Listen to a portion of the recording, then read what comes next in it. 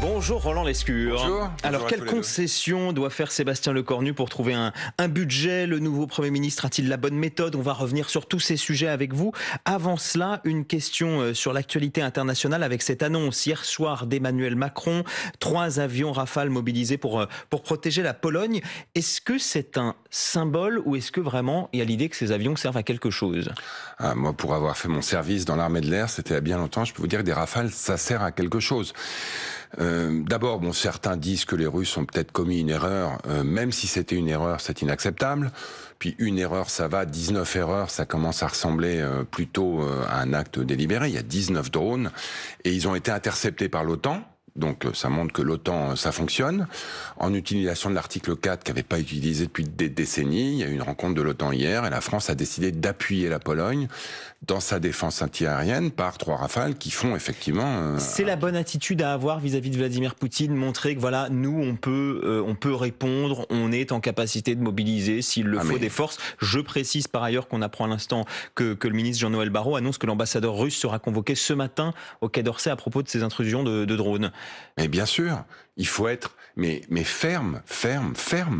On n'a pas le choix en fait. Ça fait maintenant un certain nombre d'années que la Russie a envahi l'Ukraine, plus de 3 ans, et on a un président de la République qui depuis 3 ans et demi, en fait même un peu avant, indique que l'Europe aujourd'hui est dans une sorte de danger existentiel.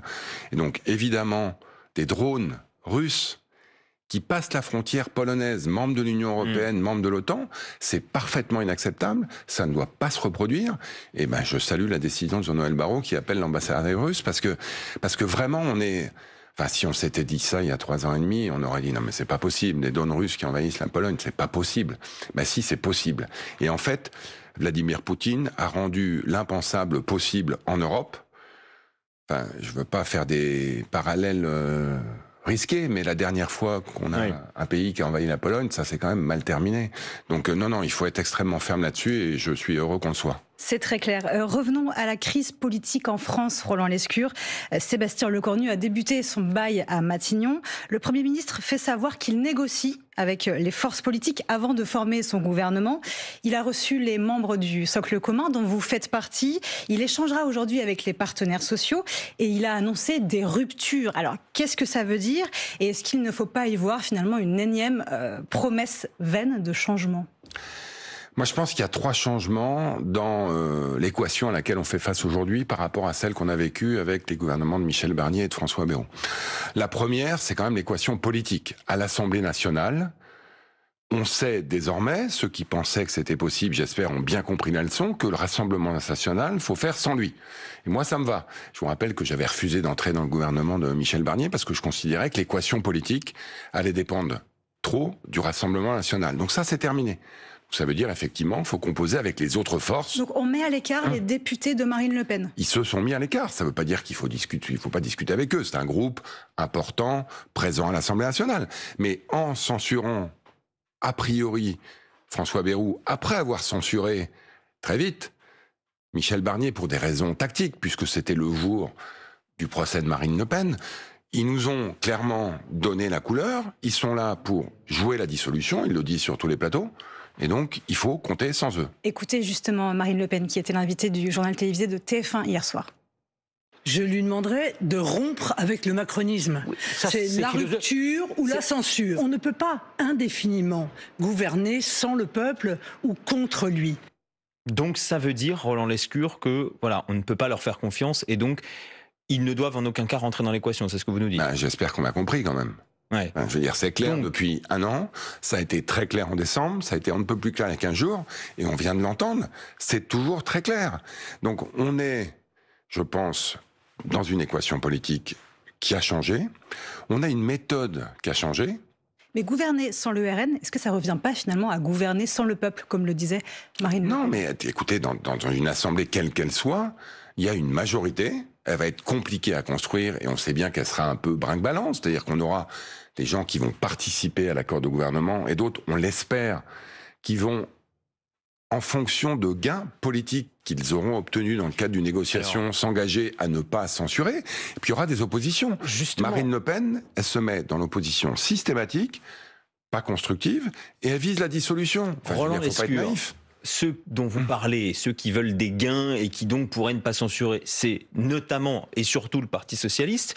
Quand on entend des députés socialistes qui disent « ça va coûter cher, mais très très cher », qu'est-ce que vous vous dites ? La négociation semble quand même jouable. Je me dis qu'au-delà de l'équation politique, on a la bonne méthode et la bonne personne. Ensuite, est-ce qu'il va réussir ? Moi, je l'espère et je pense que c'est possible. Mais c'est pas facile.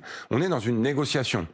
Et d'ailleurs, la négociation, moi, je note qu'elle ne se fait pas sur les plateaux. Moi, je suis pas là pour vous dire on est prêt à donner ci, on est prêt à donner ça. On va quand même vous poser la question. Et je vous y répondrai. Je viens de vous y répondre d'avance. Mais le Premier ministre, il doit donner des gages, c'est sûr, parce que les socialistes aujourd'hui ne sont pas dans une logique très constructive. Mais lesquels gages, justement ? Voilà, ça veut dire cher jusqu'où aussi ? On reprend leurs revendications. Commençons peut-être par les 2 jours fériés. Est-ce qu'on les garde, la suppression des 2 jours fériés, dans le futur budget ou qu'on supprime cette mesure ? Écoutez, moi je vais vous dire ce que je pense des différentes mesures et des différents axes de progrès. Mais j'insiste, c'est le Premier ministre qui négocie. Et d'ailleurs, nous faisons partie du socle commun. Il doit donner des gages à tout le monde et il doit nous en donner à nous aussi. Bon, les jours fériés, je pense que c'est une mesure qui faisait l'unanimité contre elle.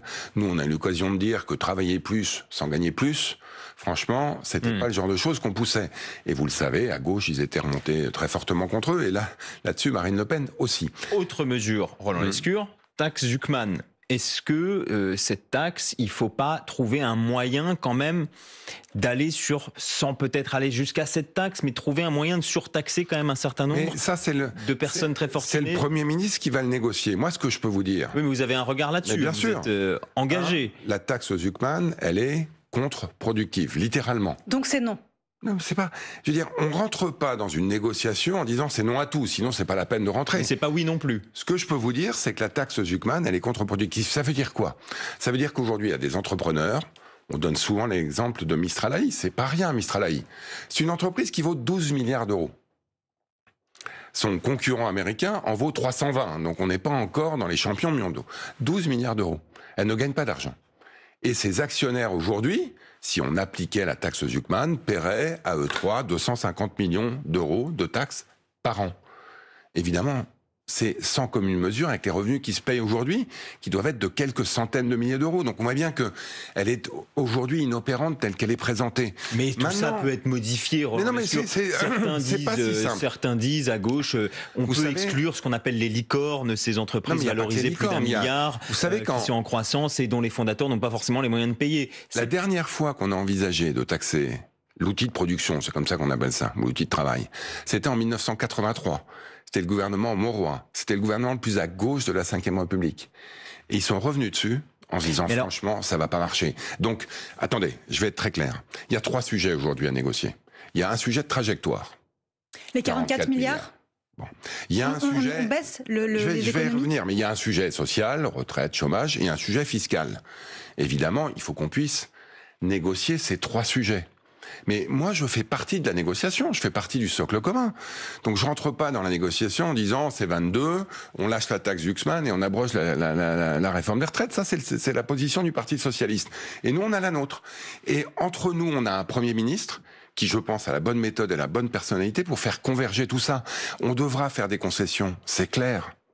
Mais je ne suis pas là pour les faire sur ce plateau. Des concessions jusqu'à remettre en question la politique de l'offre, qui est quand même le totem macroniste et le symbole de vos 8 années au pouvoir. Moi, je suis persuadé que, 1, il faut voter un budget, il faut que la France ait un budget, mais que 2, ensuite, il faudra continuer à faire en sorte qu'en France, on innove, on croisse, on crée de l'emploi, parce que c'est la condition sine qua non. Dans un monde dans lequel la concurrence est féroce et dans lequel l'innovation va à 100 à l'heure, pour que la France et l'Europe jouent leur rôle. Donc, il ne faut pas juste dire on vote un budget et ensuite on rentre chacun chez nous. On vote un budget et derrière on développe une stratégie de croissance et d'innovation. Roland Lescure, je sais ce que vous allez nous dire, ce n'est pas vous qui négociez, mais malgré tout, vous venez plutôt d'une partie plutôt gauche de Renaissance, vous êtes social-démocrate. Ouais. Et pourtant, on a l'impression que sur la politique de l'offre, sur l'imposition des plus riches, vous dites, oui, peut-être qu'on peut faire quelque chose, mais vous rappelez pourquoi il ne faut pas le faire. Non, je rappelle pourquoi nous, on ne l'a pas fait. On peut pas dire, pendant 8 ans, on a fait n'importe quoi, et aujourd'hui, on change de casaque. On a fait un certain nombre de choses, qui d'ailleurs, en partie, ont fonctionné, le chômage au plus bas, j'ai ouvert des usines, moi, quand j'étais ministre de l'Industrie, des dizaines et des dizaines d'usines. Donc ça, c'est des bonnes nouvelles. Évidemment, on n'a pas tout fait parfaitement, sinon on serait pas là. Par exemple, sur la réforme des retraites, ce serait plutôt positif de rouvrir un conclave des retraites? Je pense pas que le conclave soit une bonne idée. D'abord parce que les participants ont dit conclave, ont dit qu'ils étaient pas pour, puis qu'on va pas relancer une grand-messe, c'est le cas de le dire. Maintenant, moi, ce que j'ai compris, c'est qu'au conclave, on n'était pas très loin d'un accord, donc peut-être qu'il faut retravailler un peu. D'ailleurs, moi, si les partenaires sociaux disaient « laissez-nous, on va s'en occuper, et on va vous faire une proposition », la CFDT dit « on a payé pour voir, merci, ça ira hein. ». On est tous dans une logique. Vous regrettez leur position? Non, moi je regrette rien parce que je vois aujourd'hui à la CFDT, j'espère au MEDEF, au Parti socialiste, derrière évidemment des postures de négociation qui sont logiques, des gens qui sont ouverts quand même au dialogue. Et aujourd'hui, on a besoin de dialogue parce que l'alternative, elle est délétère. On sait tous ce que c'est l'alternative. C'est une dissolution avec des résultats sans doute aussi bancals que ceux qu'on a aujourd'hui, ou une majorité Rassemblement national absolue ou relative. Moi, j'en veux pas de ça. Et le but, c'est d'éviter une dissolution et des nouvelles législatives à tout prix? Mais on sait bien que tout ça, c'est coûteux. Donc le but, c'est que la France avance pendant 2 ans. On a une échéance importante, 2027, l'élection présidentielle, qui va d'ailleurs permettre d'avoir des grands débats sur le financement de la retraite, sur l'immigration, sur la place de l'Europe dans le monde. En attendant, il faut pas qu'on ait une France à l'arrêt. Et évidemment, si on multiplie les échéances électorales, on aura une France à l'arrêt. Parlez aux chefs d'entreprise. Ils vous disent aujourd'hui, bon, on préférerait un budget pro-offre que anti-offre. Mais ce qu'on veut avant tout, c'est un budget de la stabilité. Et franchement, je les comprends. Vous restez avec nous, Roland Lescure. On va se retrouver dans 1 minute, juste après le fil info de 9h moins le quart. Et c'est Manon Lombard-Brunel. Aux États-Unis, les premières images du suspect du meurtre de Charlie Kirk, casquette et lunettes noires sur le nez. Ces images, elles ont été dévoilées hier par la police américaine, 2 jours après la mort de cet influenceur américain très proche de Donald Trump. Il a été tué par balle mercredi en plein meeting. Les États-Unis qui dénoncent par ailleurs un verdict injuste, c'est au Brésil. Cette fois, voilà la réaction cette nuit de Marco Rubio, le chef de la diplomatie américaine, après la condamnation de Jair Bolsonaro à 27 ans de prison. L'ancien président brésilien d'extrême droite est condamné pour tentative de coup d'État. L'entraîneur de Teddy Riner visé par une plainte pour agression sexuelle, accusation d'une judoka de 24 ans que le coach du multimédaillé olympique français a hébergé. Une enquête préliminaire est en cours et il conteste les faits selon son avocat. Et puis la voix française de Brad Pitt et Sean Penn s'est tue. Emmanuel Carsen est mort hier à l'âge de 62 ans. Le comédien français compte à son actif plus de 250 films et séries. Il a aussi prêté sa voix à de nombreux personnages de jeux vidéo. C'est le cas notamment de Call of Duty.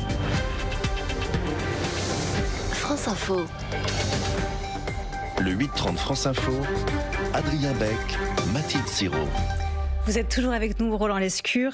Nous parlions à l'instant de la crise politique et Sébastien Lecornu va devoir former son gouvernement. Vous aviez déjà pris position pour une coalition des raisonnables. Alors concrètement, qu'est-ce que ça veut dire? Et je voudrais vous faire réagir à ce que préconisent plusieurs personnalités à gauche, dont Raphaël Glucksmann, qui finalement font de la présence au gouvernement de Bruno Retailleau un casus belli. Vous aussi, vous avez exprimé des désaccords avec le ministre de l'Intérieur. Est-ce que vous le trouvez trop clivant, finalement, pour faire partie du futur gouvernement, si vous souhaitez avoir un accord avec le Parti socialiste? Non. Et vous l'avez dit, j'ai des désaccords assez fondamentaux avec Bruno Retailleau sur quelques sujets. Et je le répète, ces désaccords sont tranchés dans le cadre de l'élection 2027. Mais en attendant, si on passe notre temps à mettre des lignes rouges partout, on n'y arrivera pas.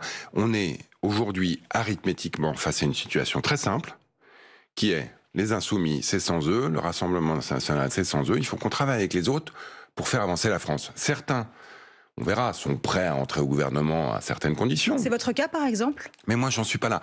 Là-dessus, je vais être, en fait... vous répondez quand même pas complètement à la question. Non, mais je vais être très clair. Je vous ai expliqué pourquoi je n'avais pas souhaité rentrer dans le gouvernement Barnier, ni dans le gouvernement Bayrou. L'équation politique n'était pas celle que je considérais comme la bonne, et la méthode non plus.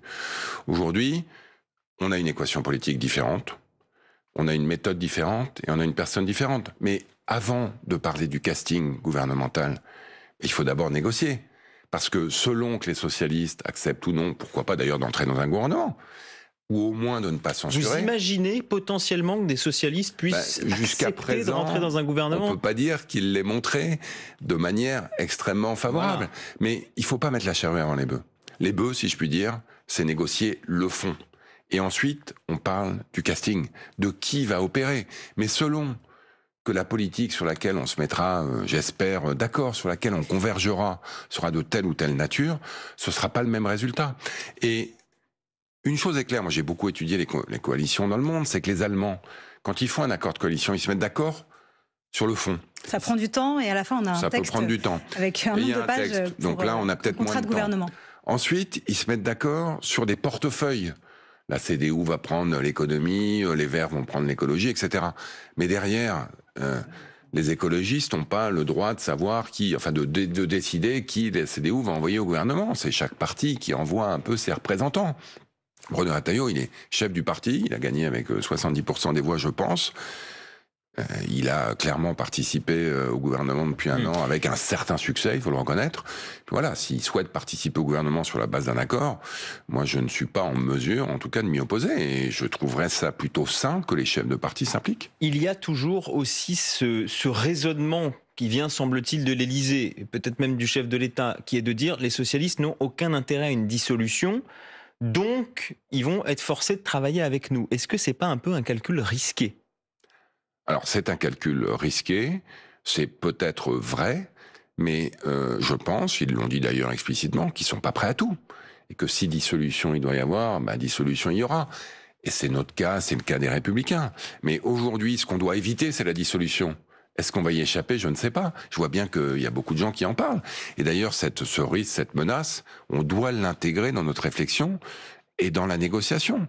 Mais on doit l'intégrer aussi dans notre stratégie politique. Parce qu'une dissolution, ça se prépare. On n'était pas tout à fait prêt pour la dernière.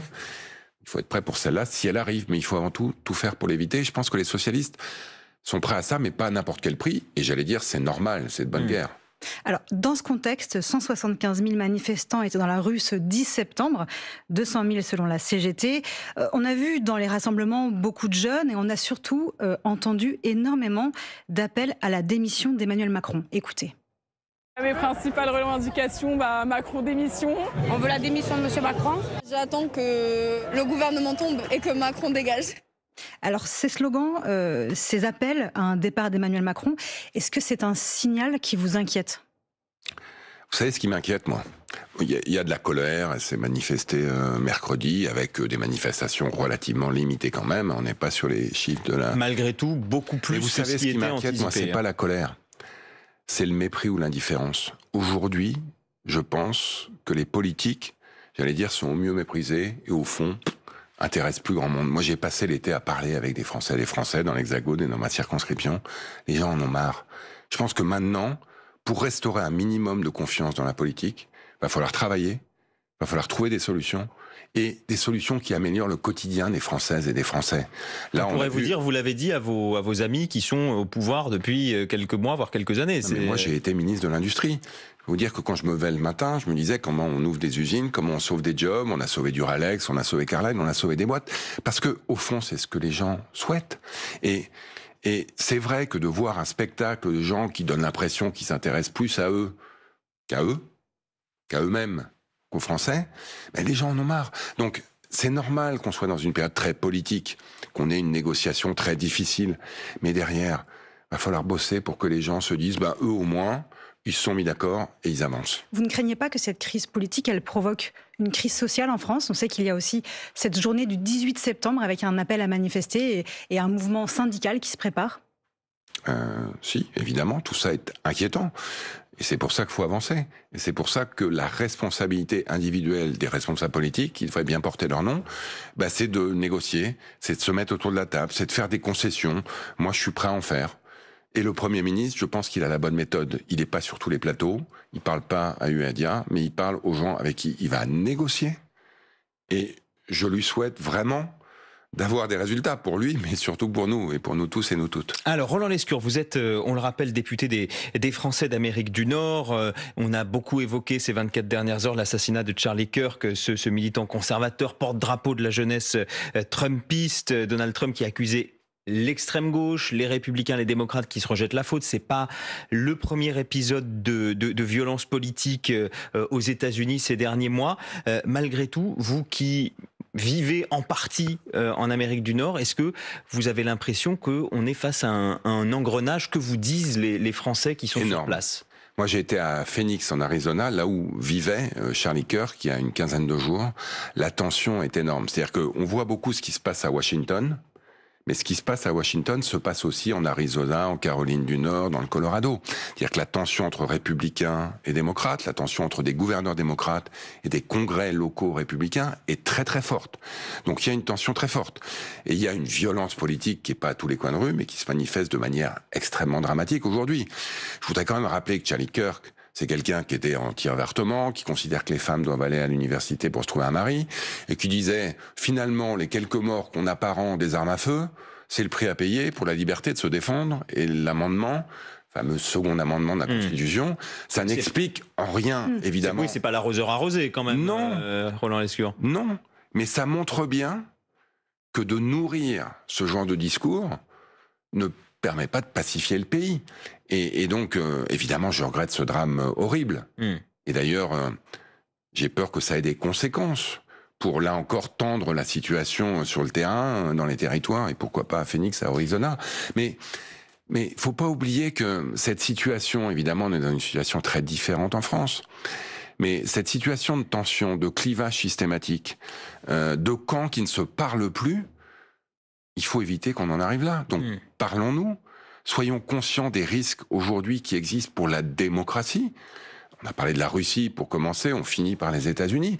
Mais aujourd'hui, l'état de droit aux États-Unis, il est en danger. Il faut se le dire. On n'a pas tout à fait fini, puisque des États-Unis, on va repartir vers l'Europe, puisqu'il y a eu les droits de douane qui pèsent beaucoup sur l'industrie européenne, et notamment avec des inquiétudes sur l'industrie, la filière automobile. Vous l'avez rappelé, vous avez été ministre de l'Industrie, et aujourd'hui, c'est le jour où les constructeurs, les équipementiers vont tenter d'aller faire pression sur la présidente de la Commission européenne, Ursula von der Leyen. C'est toujours le sujet de l'interdiction de vente de véhicules thermiques au-delà de 2035. Écoutez ce que confiait à notre correspondant Sébastien Baer, le directeur technique de l'équipementier allemand Kostal. C'est trop court. Nous avons besoin de temps pour être compétitifs sur le marché mondial. Si nous devons payer des milliards de pénalités, cet argent ne pourra pas être investi dans l'innovation. Si nous nous retrouvons demain avec uniquement des voitures asiatiques sur les routes européennes, alors cela n'aura pas été bénéfique pour l'Europe. Alors Roland Lescure, vous qui connaissez ces enjeux, vous qui connaissez aussi les équipementiers, les industriels français, est-ce que aujourd'hui l'industrie française peut tenir ce délai ? Moi, l'Europe, elle sera industrielle ou elle ne sera pas, et elle sera industrielle verte ou elle ne sera pas. Et donc cet objectif de vente de véhicules non thermiques à partir de 2035, je pense qu'il faut s'y tenir. On peut peut-être limiter la casse sur les fameuses amendes que mentionnait votre interviewé là, mais il faut garder le cap. Pourquoi ? Parce qu'il l'a dit d'ailleurs, les Chinois sont déjà là. Faut pas assouplir de même 1 an, 2 ans, 3 ans ? Non mais... C'est ce que demandent certains c'est dans 10 ans. Mettons-nous au travail, accompagnons les entreprises pour développer. Moi, j'ai été un des premiers acheteurs de la R5 électrique. J'étais sans doute un des premiers acheteurs de la R5 il y a 35 ans quand j'ai acheté ma première voiture. Je suis extrêmement fier qu'on ait une voiture électrique de qualité qui est fabriquée en France et qui est la première voiture électrique vendue en France, loin devant les Chinois. Et pourquoi elle est devant les Chinois ? Parce qu'on a réservé le bonus achat aux véhicules électriques, aux véhicules assemblés en Europe.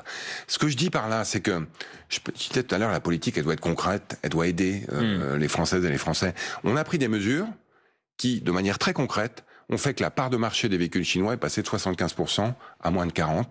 Et ça, c'était avec Bruno Le Maire. Et ça a marché. Donc il faut accompagner cette transition. Il faut être pragmatique sur l'impact, notamment financier, sur les constructeurs. Mais il faut y aller, on n'a pas le choix. Une toute dernière question, Roland Lescure. Il faut obliger les industriels, ou plutôt obliger une quantité de produits européens dans les voitures électriques ? Oui, bah ça on l'a fait notamment... En 2 mots ? Oui. Bon, bah voilà, oui, il faut le faire, évidemment. C'est du protectionnisme intelligent parce que c'est du protectionnisme vert. On est plus vert que la moyenne, et donc faut acheter plus vert, et donc faut acheter européen. Merci Roland Lescure, vous êtes vice-président de l'Assemblée nationale, député Renaissance des Français d'Amérique du Nord.